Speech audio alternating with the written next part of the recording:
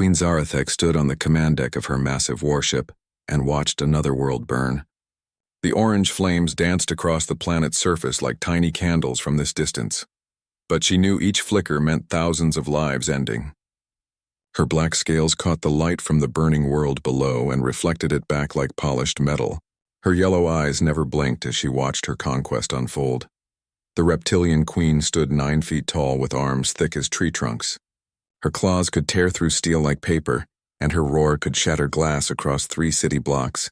When she walked the corridors of her ship, even her own soldiers pressed themselves against the walls and looked at the floor. Fear was her currency, and she was the richest being in 17 star systems. "Report," she growled without turning around. Her voice rumbled like distant thunder. Commander Vextar stepped forward with his head bowed low. "The surface defenses have fallen, Your Majesty. The population centers are surrendering one by one. Resistance will end within the hour." "Casualties?" she asked. "Minimal on our side. Perhaps 50 dead, 200 wounded. Their losses number in the millions." Queen Zarathek nodded once. This was how conquest should proceed. Quick, brutal, and decisive. She had learned long ago that mercy was weakness and weakness invited challenge. Better to make examples that other worlds would remember. Better to rule through terror than fight endless wars. She turned from the burning planet to face her command staff. 20 alien species served in her fleet.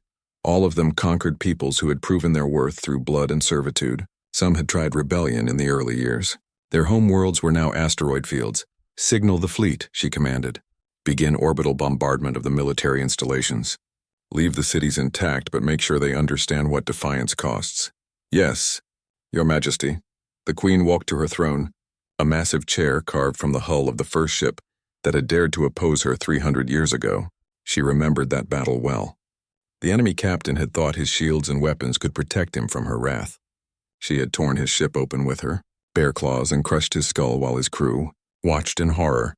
That was the day the galaxy learned to fear the name. Zarathek, she settled into her throne and activated the communications array.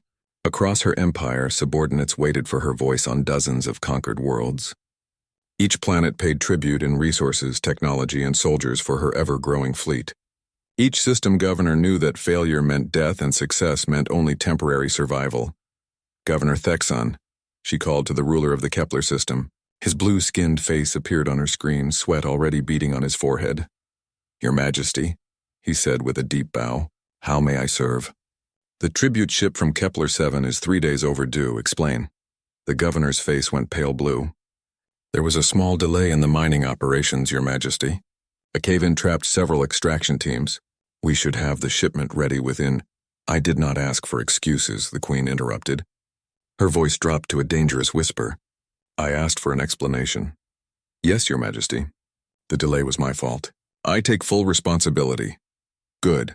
Send double tribute next month to make up for this failure. If you are late again, I will come to Kepler 7 personally." The governor's hands began to shake. Everyone knew what happened when Queen Zarathek made personal visits.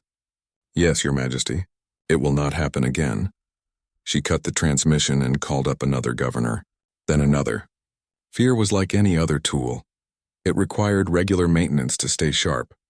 She spent 2 hours reviewing tribute reports and delivery schedules, making sure each of her subjects remembered exactly who held their lives in her claws. As she finished the last call, her communications officer turned toward her with confusion, written across his scaled face. "Your Majesty, we are receiving a transmission from the edge of the Titan Nebula. It appears to be from an unknown species." Queen Zarathek felt her blood warm with anticipation. New species meant new worlds to conquer, new resources to claim, new examples to make. "Put it through." The main screen flickered and showed a small ship unlike any in her database. It was white and silver with clean lines and no visible weapons.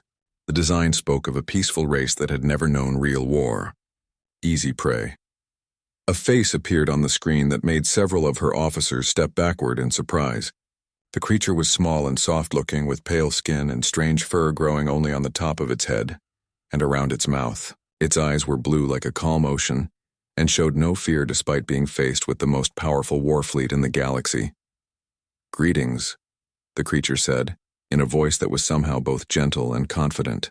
"I am Captain Jake Morrison of the United Earthship Wanderer. We are explorers from a planet called Earth. We mean no harm and would like to establish peaceful contact with your civilization. The command deck fell silent. Several officers looked at each other in disbelief. This tiny creature was addressing Queen Zarathek as if she were just another ship captain instead of the terror of 17 systems. The queen felt rage building in her chest like lava in a volcano. How dare this pathetic being speak to her without proper respect? How dare it assume she would waste time on peaceful contact? She leaned forward in her throne and let her full fury show in her eyes. I am Queen Zarathek of the Crimson Dominion, she snarled. You have entered my territory without permission. You will surrender your ship immediately or be destroyed. The human creature tilted its head slightly as if considering her words. There was no panic in its expression, no desperate pleading for mercy. It simply looked thoughtful. I apologize if we've caused any inconvenience, Captain Morrison said calmly. We weren't aware this region was claimed by your government.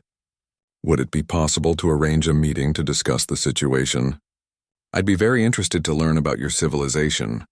Queen Zarathek's roar echoed through the command deck. Her claws dug furrows in the metal arms of her throne.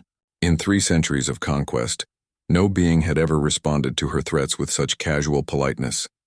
It was either incredible bravery or unbelievable stupidity.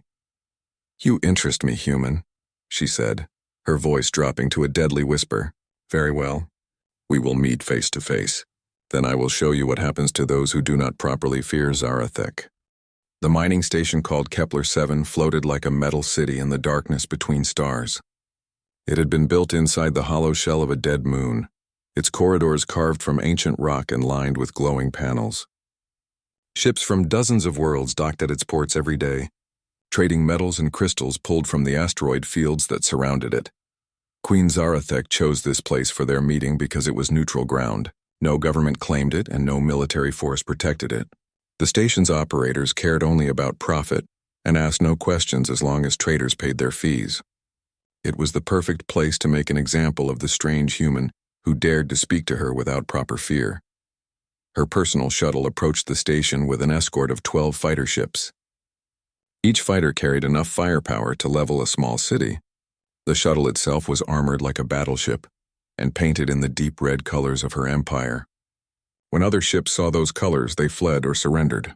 There was no third option. Inside the shuttle, 40 of her best warriors prepared for battle.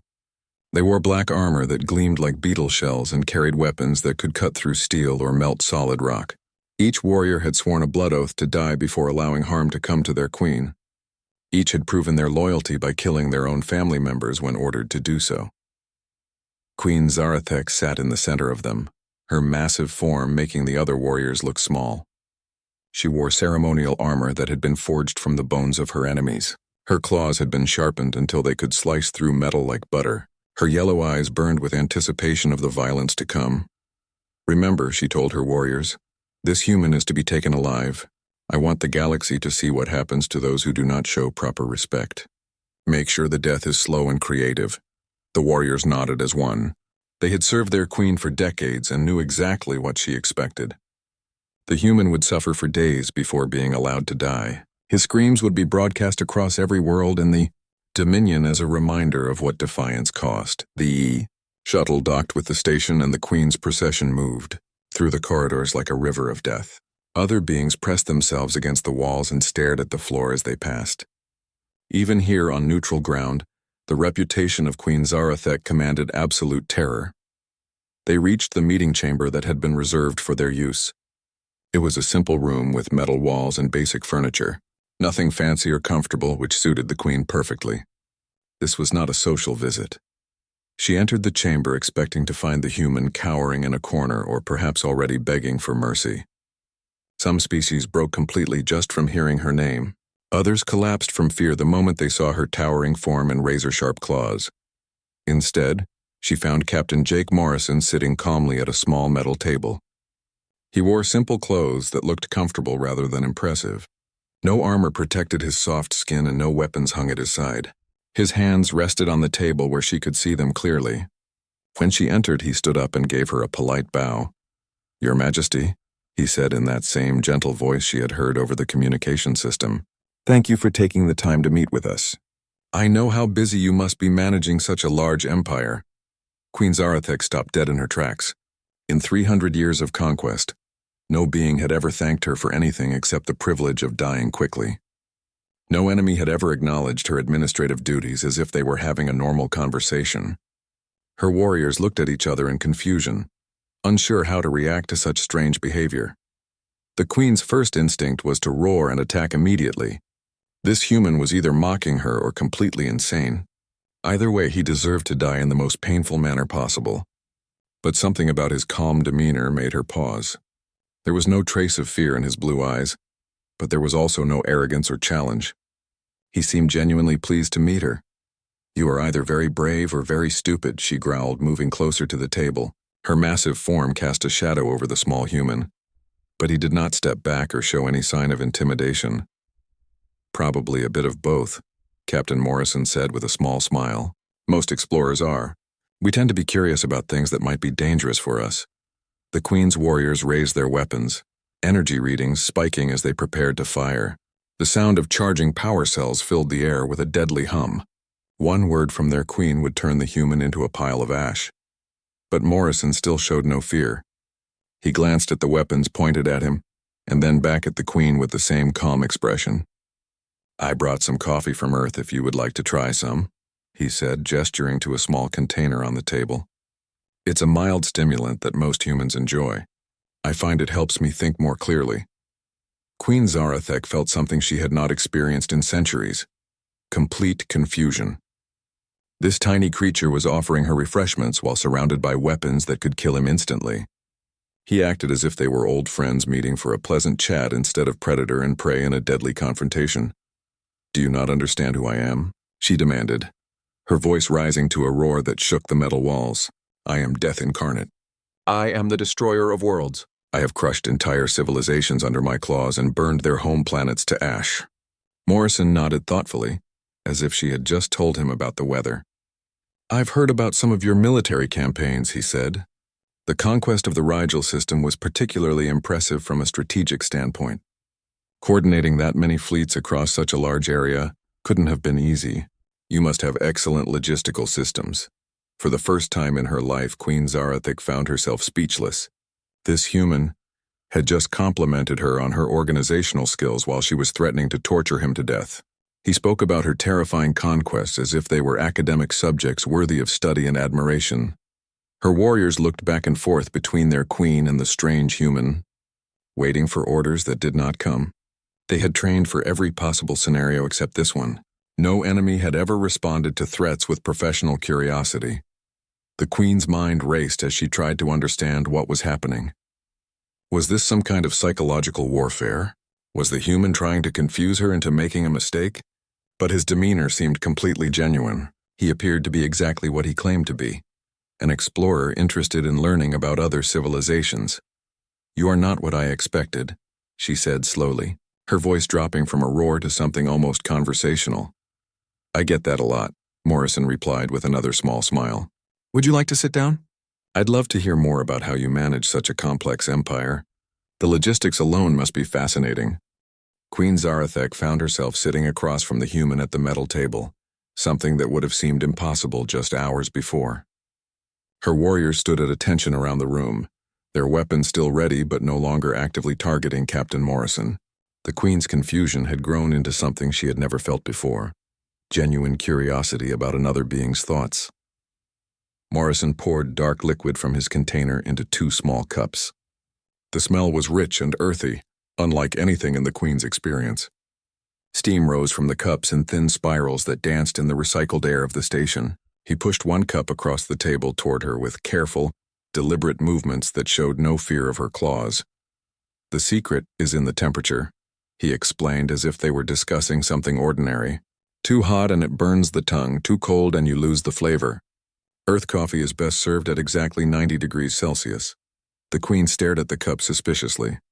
No being had ever offered her food or drink without first testing it for poison in front of her. The gesture was either incredibly trusting or incredibly naive. She picked up the cup with 2 claws, careful not to crush the fragile material, and sniffed the contents. "It won't hurt you," Morrison said with that same calm smile. "Though I should warn you, it does contain caffeine. Some species find it makes them a bit energetic."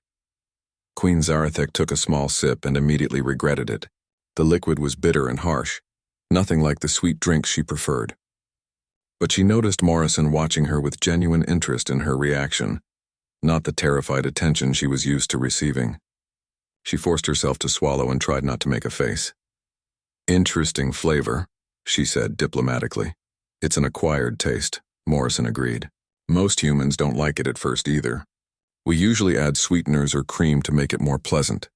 The Queen set down the cup and leaned back in her chair, which creaked under her massive weight. "Tell me about your species," she commanded, then caught herself. She had not meant to give an order. Something about this human made her forget her usual royal protocols. "What would you like to know?" Morrison asked, seeming genuinely pleased by her interest. "We're a relatively young species compared to most in the galaxy. We only developed space travel about 200 years ago. Young and weak," the Queen observed. "How have you survived without being conquered?" Morrison considered the question seriously. "I think it's because we learned early that cooperation works better than competition. Earth used to be divided into many different nations that fought constantly with each other. We had wars that killed millions of people and accomplished nothing except destruction." Queen Zarathek nodded approvingly. "War teaches valuable lessons about strength." "It taught us that war was wasteful," Morrison said gently. "We discovered that working together produced better results than fighting each other. When we combined our resources and knowledge instead of hoarding them, we solved problems that had troubled us for centuries." The Queen's yellow eyes narrowed. This sounded like weakness disguised as philosophy. "But someone must lead. Someone must make the difficult decisions." "Absolutely," Morrison agreed. "We have leaders chosen by the people they govern. These leaders serve for limited terms and must answer to those they represent. If they fail to serve well, new leaders are chosen. And if these leaders make unpopular decisions, then they must explain their reasoning and convince people that their choices are correct. If they cannot do that, perhaps their decisions really are wrong." Queen Zarathek felt something like vertigo as she tried to understand this concept. Leaders who had to justify their actions to their subjects, rulers who could be removed from power by those they ruled. It sounded like chaos waiting to happen. "This system would never work," she declared. "The weak would choose weak leaders. The strong would take power by force." Morrison nodded thoughtfully. "That was a problem in our early attempts at democracy. We had to create safeguards to protect the rights of minorities and prevent the majority from oppressing those who disagreed with them. It took us several centuries to work out most of the problems. And now? Now we have a global government that represents all 8 billion people on Earth. Decisions are made through debate and compromise rather than force. It's slower than having one person make all the choices, but the results tend to be more stable, because everyone has a voice in creating them." The Queen tried to imagine 8 billion beings all having opinions about government policy. The thought made her head hurt. "How do you maintain order without fear?" Morrison leaned forward slightly, his blue eyes showing deep sincerity. "Through respect and trust. When people believe their leaders care about their welfare, they choose to cooperate. When they know their voices will be heard, they don't need to rebel to get attention. But what about criminals? What about those who refuse to follow rules? We have laws and law enforcement, of course, but we focus more on preventing crime by making sure everyone has what they need to live a good life. Most criminal behavior comes from desperation or mental illness. Address those causes and crime rates drop significantly." Queen Zarathek shook her head in amazement. "Your species must be naturally peaceful. My people evolved as predators. We understand only strength and dominance." Morrison smiled sadly. "Humans were predators too, Your Majesty. We were violent and aggressive for most of our history. We nearly destroyed ourselves with wars and environmental damage. We learned cooperation because it was the only alternative to extinction. You chose to become weak. We chose to become strong in a different way," Morrison corrected gently. "When we stopped fighting each other and started working together, we accomplished things that would have been impossible as separate nations. We eliminated diseases that had killed millions. We developed technologies that allowed us to feed everyone and provide clean energy. We began exploring space not as conquerors but as students, eager to learn from other civilizations." The Queen sat in silence for several minutes, trying to process everything she had heard. Her entire worldview was built on the principle that only the strong survived and only fear maintained order. But this human was describing a completely different approach to civilization, one that seemed to work despite contradicting everything she believed. "Your ship has no weapons," she observed. "We carry defensive systems in case we encounter dangers like asteroid fields or solar storms," Morrison replied, "but no weapons designed to attack other beings. We've found that approaching others peacefully makes them more likely to share knowledge and resources." "And if they attack you anyway?" Morrison's expression grew sad. "Then we defend ourselves as best we can and try to escape. We've lost ships and crews to hostile species, but we still believe the risk is worth taking. Every peaceful contact we make is a victory that benefits both civilizations." Queen Zarathek stared at this strange, soft creature who spoke of risking death for the chance to make friends with strangers.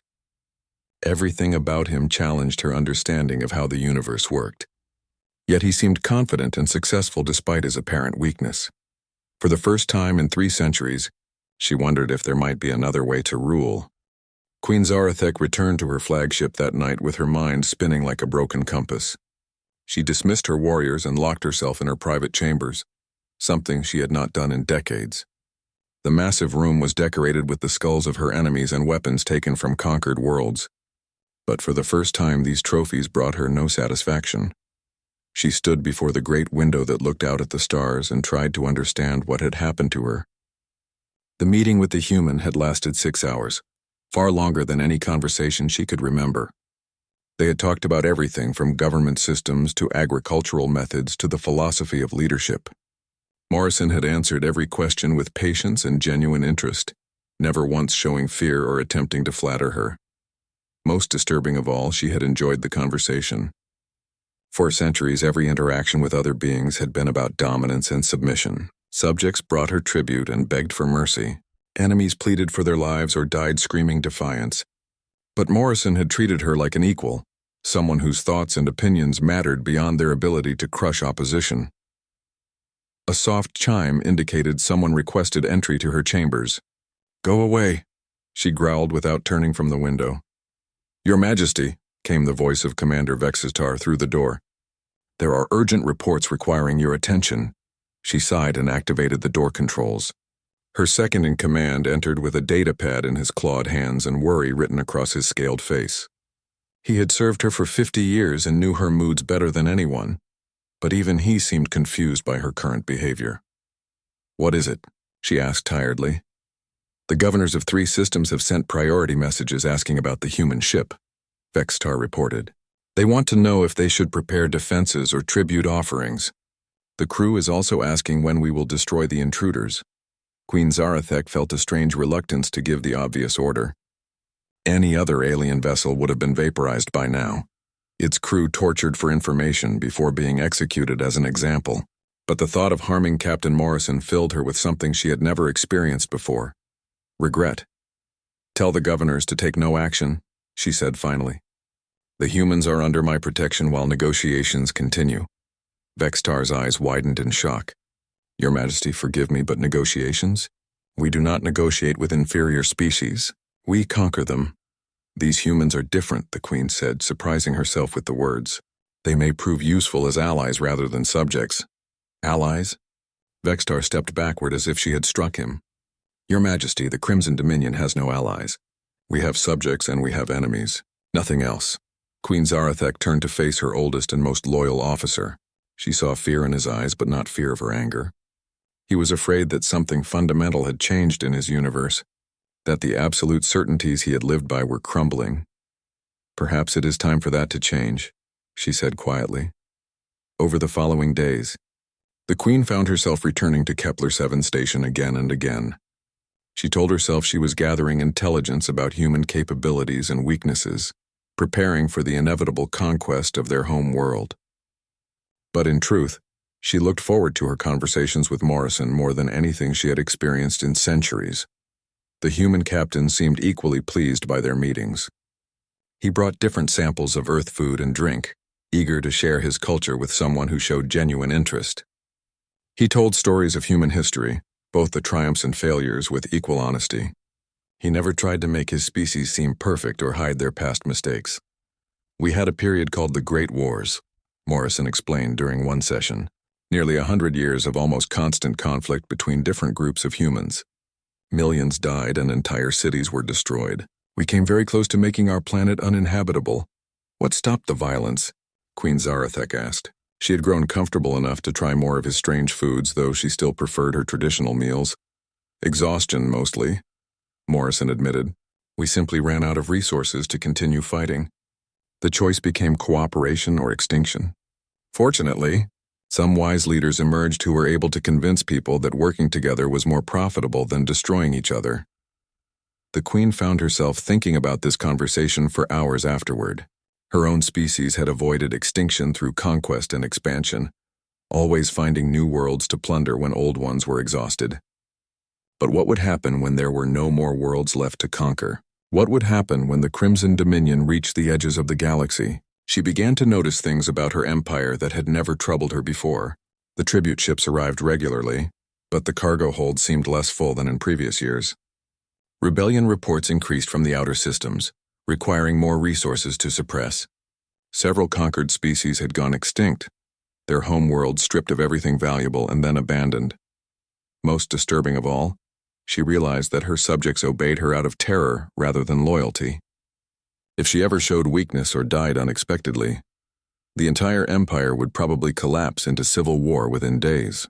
There was no system in place to ensure smooth transitions of power, no institutions that could function without her personal involvement. You look troubled, Your Majesty, Morrison observed during one of their meetings. Is everything all right with your empire? Queen Zarathek hesitated, then decided to be honest. Something about the humans' calm presence made deception seem pointless. I have been thinking about what you said regarding sustainability. My empire grows through conquest, but conquest requires enemies to defeat. What happens when we have defeated everyone? Morrison nodded thoughtfully. That's a problem many civilizations face when they reach a certain size. Earth went through something similar on a smaller scale. We found that switching from an extraction economy to a cooperation economy solved most of our resource problems. Explain. Instead of taking what we needed from others, we began trading fairly and sharing knowledge. When everyone benefits from a relationship, they work harder to maintain it. A willing partner is usually more productive than a conquered slave. The Queen considered this idea carefully. But how do you prevent partners from becoming competitors? How do you maintain control? You don't maintain control in the traditional sense, Morrison said gently. Instead, you build systems that benefit everyone involved. When all parties profit from cooperation, they choose to continue cooperating. That night, Queen Zarathek made a decision that would have seemed impossible just weeks earlier. She activated the long-range communication system and sent a message to one of her most troublesome governors, the ruler of a system that had attempted rebellion 3 times in the past decade. Governor Calmest, she said when his surprised face appeared on the screen, I have a proposition for you. The green-skinned humanoid looked terrified, probably expecting another punishment for some imagined failure. Yes, Your Majesty. How may I serve? I want you to try an experiment, the Queen said. Reduce tribute requirements for your system by 50% for the next year. Use the extra resources to improve infrastructure and living conditions for your people. Report the results to me monthly. Governor Kelkson's mouth fell open in shock. Your Majesty, I don't understand. Is this a test? Yes, Queen Zarathek said. It is a test of a new approach to governance. Follow my instructions exactly and see what happens. She cut the transmission before the governor could ask more questions, leaving him to puzzle out her intentions. She had no idea if Morrison's theories about cooperation would work in practice, but she was curious enough to find out. For the first time in centuries, Queen Zarathek felt something she had forgotten existed, hope for a different kind of future. 6 months after her first meeting with Captain Morrison, Queen Zarathek faced the greatest challenge of her 300-year reign. Half of her military commanders had declared her unfit to rule and were marching toward the capital system with a combined fleet of over 2,000 warships. They claimed she had grown weak and needed to be replaced by someone who understood the true nature of power. The Queen stood on the bridge of her flagship, now renamed the New Dawn, watching the rebel fleet approach through the viewscreen. Her loyal forces numbered barely 800 ships, but they were crewed by soldiers who had chosen to follow her new path, rather than the old ways of fear and brutality. Your Majesty, Commander Vextar reported from his station, the enemy fleet will be in weapons range within 2 hours. Admiral Corksel is demanding your surrender. Queen Zarathek smiled grimly. Admiral Corksel had been one of her most successful commanders, a brutal warrior who believed that mercy was weakness and compassion was disease. He represented everything she had once been, everything she was trying to leave behind. Open a channel to the rebel fleet, she commanded. Corksel's scarred face appeared on the main screen, his yellow eyes burning with righteous fury. Behind him stood dozens of other military leaders who had served the Dominion faithfully for decades. All of them looked at her with disappointment and disgust. Zarathek, he said, deliberately omitting her royal title. You have shamed yourself and betrayed everything our empire represents. Surrender now and we will grant you a quick death. I have found a better way, the Queen replied calmly. The old methods were destroying us from within. Fear may bring quick obedience, but it also breeds resentment and rebellion. Cooperation brings lasting peace. Several of the rebel commanders laughed harshly. You speak like that soft human pet of yours, Corksel sneered. Where is your precious Captain Morrison now? Will his pretty words stop our weapons? Queen Zarathek felt a surge of her old anger, but she controlled it as Morrison had taught her. He is where he has always been, she said, working to build something better than what we had before. The transmission ended and both fleets prepared for battle. The Queen's forces took defensive positions around the capital world, while the rebels formed attack formations. In the old days, she would have led the charge personally, roaring her battle fury as she tore enemy ships apart with her bare claws. But those days were over. Your Majesty, came a familiar voice from behind her. Captain Morrison entered the bridge wearing a simple uniform that bore no rank insignia. He had spent the past months working with her engineers and scientists, sharing human knowledge about everything from agriculture to medicine to space travel. Jake, she said, using his first name for the first time. You should not be here. This battle will be dangerous. Morrison smiled that calm smile she had grown to treasure. I've been thinking about what you told me regarding Admiral Corksel and his followers. They believe strength only comes from violence, correct? That is how we were raised, the Queen admitted. It is how I ruled for 3 centuries. Then perhaps it's time to show them a different kind of strength. Before the Queen could ask what he meant, alarms began sounding throughout the ship. The rebel fleet had opened fire, sending streams of energy toward the loyalist vessels. But instead of returning fire immediately, Morrison activated the ship's communication system. This is Captain Jake Morrison of Earth, speaking to all ships in the rebel fleet. His voice echoed across space. I know you believe Queen Zarathek has grown weak, but I want to show you something before this battle begins. The firing stopped as confusion spread through both fleets. Morrison activated a series of displays showing footage from across the Dominion. The images revealed amazing changes that had occurred over the past 6 months. On Kepler-12, the system where the Queen had reduced tribute requirements, cities were expanding and new construction projects covered the landscape. The population had increased by 20% as refugees from other systems sought better living conditions. Most importantly, tribute payments had actually increased despite the lower requirements because the people were more prosperous and productive. Similar results appeared on 5 other worlds where the Queen had quietly implemented Morrison's suggestions. Crime rates had dropped, rebellion activities had decreased, and economic output had grown significantly. The people looked healthier and happier than any subjects in the Dominion's history. This is what cooperation can accomplish, Morrison continued. When people choose to work together instead of being forced to obey, everyone benefits. Even the rulers. Admiral Corksel's voice crackled across the communication channels. Lies and illusions. You have made our people weak and dependent. Have I? Queen Zarathek stood up and took control of the transmission. Vexitar, show them the military recruitment reports. Her second-in-command, who had initially opposed the new policies, displayed data that shocked both fleets. Voluntary military service had increased by 300% in the reformed systems. Young people were choosing to join the military not from fear or desperation, but from genuine desire to protect their improved way of life. Furthermore, the Queen continued, our reformed worlds are developing new technologies and increasing their resource production beyond anything we achieved through force. We are becoming stronger, not weaker. The rebel fleet hesitated as commanders studied the data. Many had expected to find evidence of decline and decay, proof that the Queen's new methods were destroying the empire. Instead, they saw growth and prosperity on a scale never before achieved in the Dominion's history. But Admiral Corksel was not convinced. Numbers can be falsified. You have betrayed your own species for this alien influence. We will cleanse the Dominion of this infection. His personal squadron broke formation and charged toward the Queen's flagship, weapons blazing. The loyal fleet moved to intercept, but they were outnumbered and outgunned. It seemed the battle would proceed as planned despite Morrison's efforts. Then something unprecedented happened. Ships from the neutral systems, worlds that had never chosen sides in Dominion politics, began arriving at the battle site. They came not as conquerors or tribute bearers, but as volunteers offering to defend the Queen's new vision of governance. The reformed worlds had sent their own fleets, crewed by citizens who had experienced the benefits of cooperative rule and wanted to protect it. Even former enemies of the Dominion arrived. Species that had been conquered generations ago but were now willing to fight alongside their former oppressors. Within hours, the rebel fleet found itself facing not 800 loyalist ships, but over 3,000 vessels representing dozens of species united by a common cause. The balance of power had shifted completely. Admiral Corksel's final transmission was filled with rage and disbelief. "This is impossible. Fear is the only universal language. Without terror, there can be no order."